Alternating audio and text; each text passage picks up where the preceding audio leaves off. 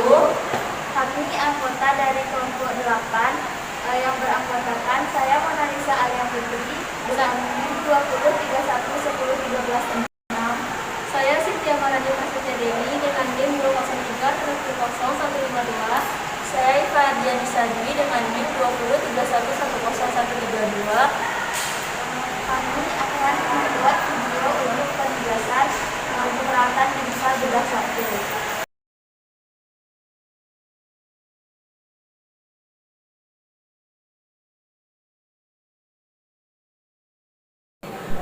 Permisi Ibu, perkenalkan nama saya Perawat Iswa dan ini rekan saya Cynthia Dewi. Baiklah Ibu, sebelumnya bisa kan Ibu sebutkan nama sama tempat kenalan Ibu? Nama saya Monalisa Alia Putri. Saya lahir di Padang, Ibu, apa yang perlu yang dirasakan sekarang Ibu? Ibu, saya ingin berkonsultasi kepada Ibu karena saya itu menurut saya kecil sekali mengetahui apakah nutrisi saya itu terpenuhi normal atau tidak. Baiklah Ibu, sekarang kita akan melakukan bimbingan Ibu untuk menentukan kebutuhan nutrisi Ibu agar kebutuhan nutrisi pada diri Ibu terpenuhi ya Ibu. Mungkin kegiatan ini akan memakan waktu sekitar 10 menit. Apakah Ibu bersedia? Baiklah Ibu, sebelumnya kita melakukan pengukuran berat badan Ibu dulu ya Ibu.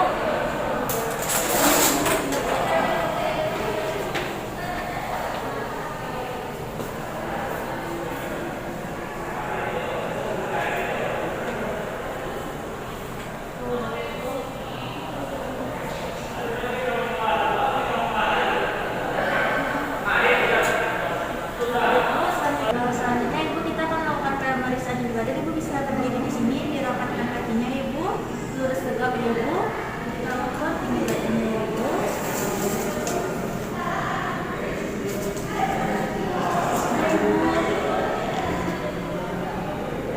Baik Bu, Ibu bisa kembali duduk kembali Ibu.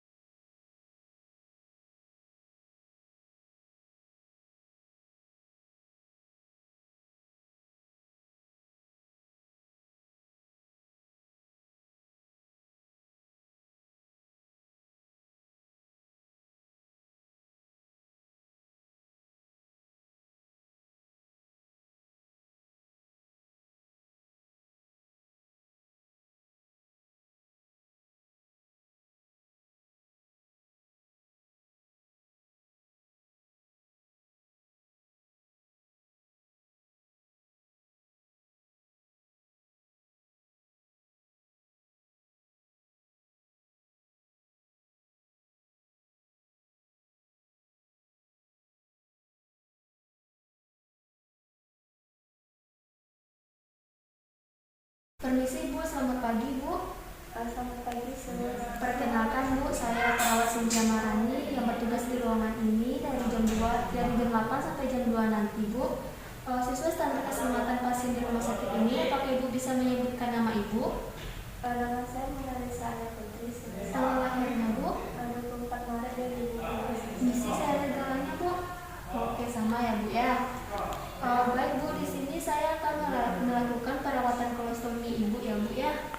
Membutuhkan waktu 5-10 menit. Apakah Ibu bersedia? Bersedia. Oke Bu, saya siapkan dulu ya Bu barang-barangnya. Selanjutnya kita pasang perlak di bawah pasien yang ada kolostominya, biar cairannya nggak sampai ke tempat tidur. Selanjutnya kita memasang handscoon. Setelah memasang handscoon, selanjutnya kita buka tempat kolostominya. Misi ya Bu.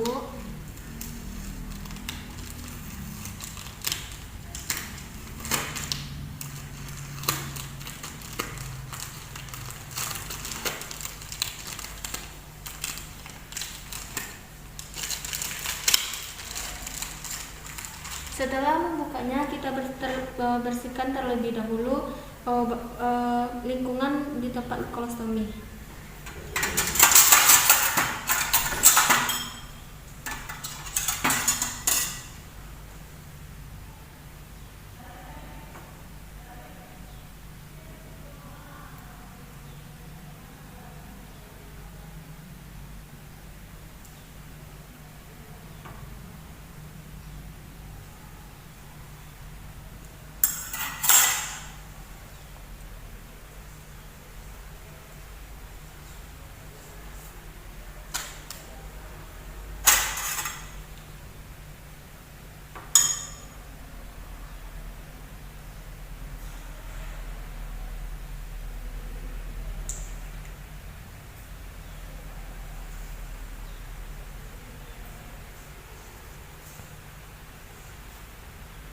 Bersihkan bagian lingkungannya dulu, baru kolostominya kita bersihkan.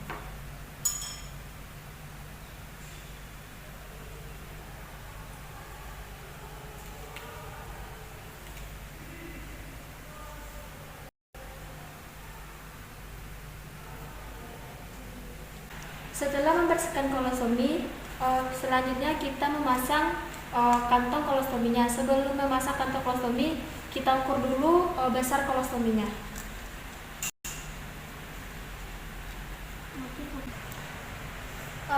Setelah kita mengukur kantong kolostominya, selanjutnya kita memasangkan kantong kolostominya ke kolostomi pasien.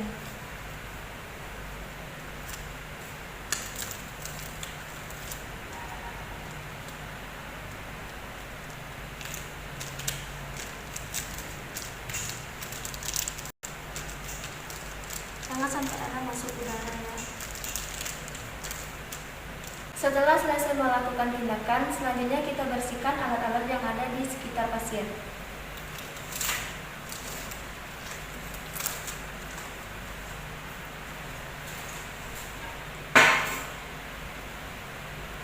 Setelah melakukan tindakan, jangan lupa untuk mencuci tangan kembali. Baiklah Bu, saya telah selesai melakukan tindakan kolostomi Ibu. Apa yang Ibu rasakan sekarang Bu? Baik Bu, kalau Ibu ada perlu sama saya, Ibu bisa menekan tombol di sebelah atau memanggil saya di ruang perawat ya Bu. Saya permisi dulu ya Bu.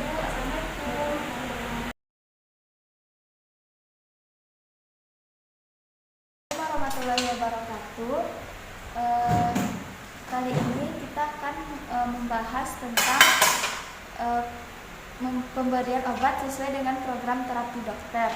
Sebelum memberikan obat kepada pasien, kita harus memperhatikan prinsip 6 benar. Prinsip 6 benar pemberian obat itu yaitu yang pertama, benar pasien, benar obat, benar dosis, benar waktu pemberian, benar cara pemberian. Dan pemberian obat dapat melalui yang pertama melalui oral, yang kedua secara sublingual atau di bawah lidah, yang ketiga secara inhalasi atau disemprotkan, yang keempat melalui rektal atau melalui anus, yang kelima secara parental atau melalui saluran cerna, yang keenam topikal yaitu melalui obat tetes, dan yang terakhir pemberian obat dengan disuntikan atau injeksi. Permisi Bu, makasih Bu. Perkenalkan, nama saya perawat Iva yang bertugas pada hari ini dari pukul 7 hingga pukul 1 siang nanti ya Bu. Sesuai dengan prosedur keselamatan pasien di rumah sakit, bisakah Ibu sebutkan nama dan tempat tanggal lahir? Dan selanjutnya kita lakukan evaluasi pada siswa. Boleh saya lihat ulang Bu? Mahasiswa ya Bu. Baiklah Bu, gimana keadaan Ibu sekarang? Saya merasakan sakit. Baiklah Ibu, sekarang kita akan melakukan tindakan injeksi ya Ibu, yang bertujuan untuk memasukkan obat ke dalam tubuh Ibu, yang akan memakan waktu sekitar 20 hingga 30 menit. Apakah Ibu bersedia? Baiklah, sebelum melakukan tindakan, terlebih dahulu mencuci tangan.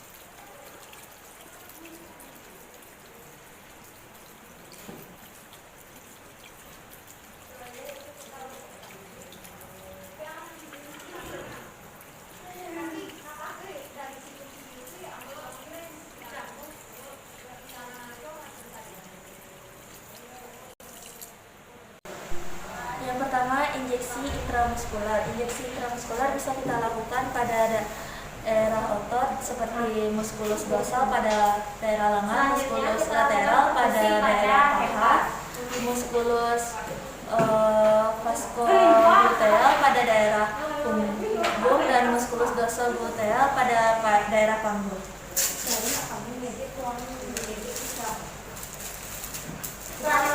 Injeksi IM pada daerah lengan.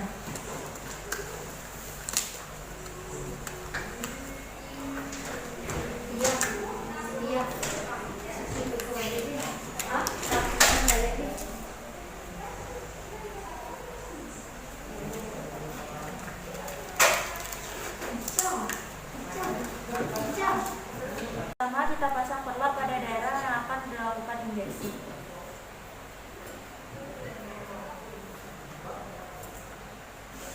kita bersihkan daerah yang akan dilakukan injeksi.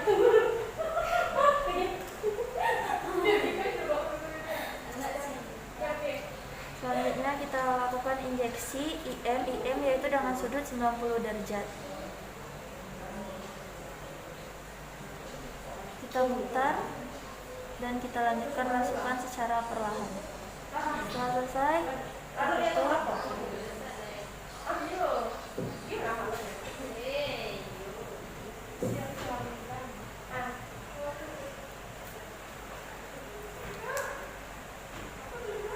Sudah selesai, selanjutnya kita akan melakukan tindakan IV.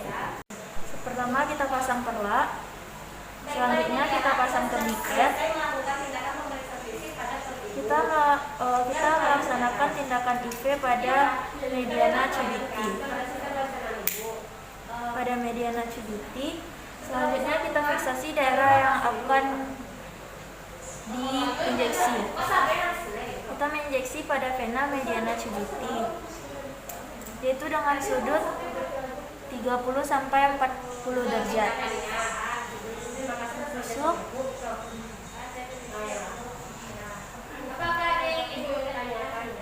Setelah itu kita tarik. Jika keluar darah, maka obat masuk ke vena. Setelah keluar darah, kita lanjutkan penusukan hingga penuh, lalu ditusukkan. Setelah itu tutup dengan alkohol swab.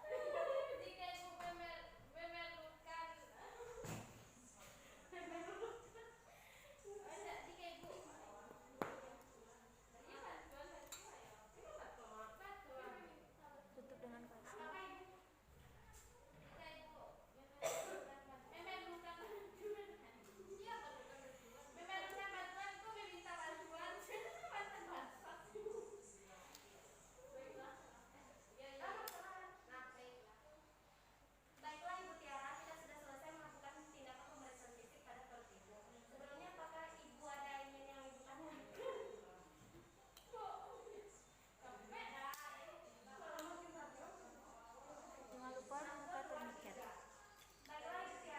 Selanjutnya yaitu intrakutan yang berguna untuk skin test. Selanjutnya cari daerah yang tidak ada pembuluh darahnya. Kita suntikan dengan sudut 15 derajat.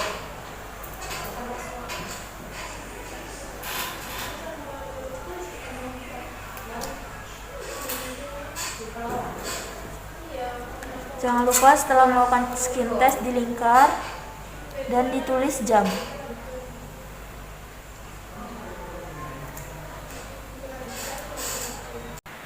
Baiklah Ibu, kita sudah selesai melakukan tindakan injeksi. Ibu, gimana keadaan Ibu setelah diinjeksi, Ibu?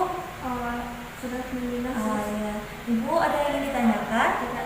Jadi Ibu nanti jika Ibu perlu sama saya, Ibu bisa memanggil saya ke ruang perawat ya Ibu. Nanti saya akan mengecek keadaan Ibu lagi sekitar 10 menit lagi ya Ibu.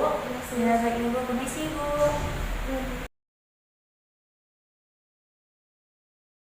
Assalamualaikum warahmatullahi wabarakatuh, Bu. Waalaikumsalam warahmatullahi wabarakatuh. Perkenalkan, saya perawat Mona yang akan jadi pembicara pada kegiatan kita pada pagi ini.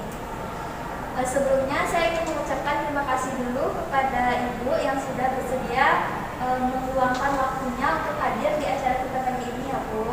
Ya Bu, sama-sama. Nah, pagi ini kita akan berbicara tentang penyakit jantung. Kira-kira membutuhkan waktu kurang lebih 10 menit. Apakah Ibu setuju dan nyaman kita bicaranya di sini, Bu? Setuju, Bu. Baik, sebelum itu saya ingin membagikan dulu posternya, bisa Ibu baca. Nah, untuk itu sebelum kita masuk ke pembicaraan, supaya kita bisa kenal lebih dekat, bisa boleh tahu nama ibunya? Bu, saya Ibu Cynthia, Bu.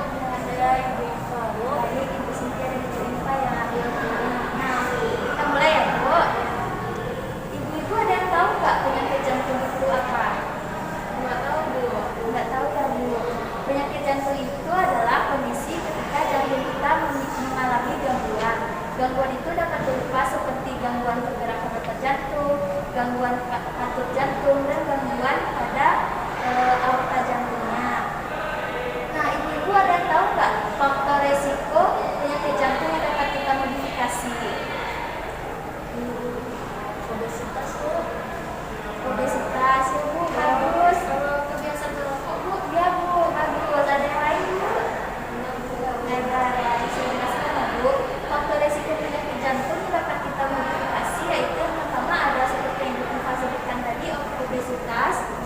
kedua, seperti yang Ibu Cynthia sebutkan tadi, kebiasaan merokok.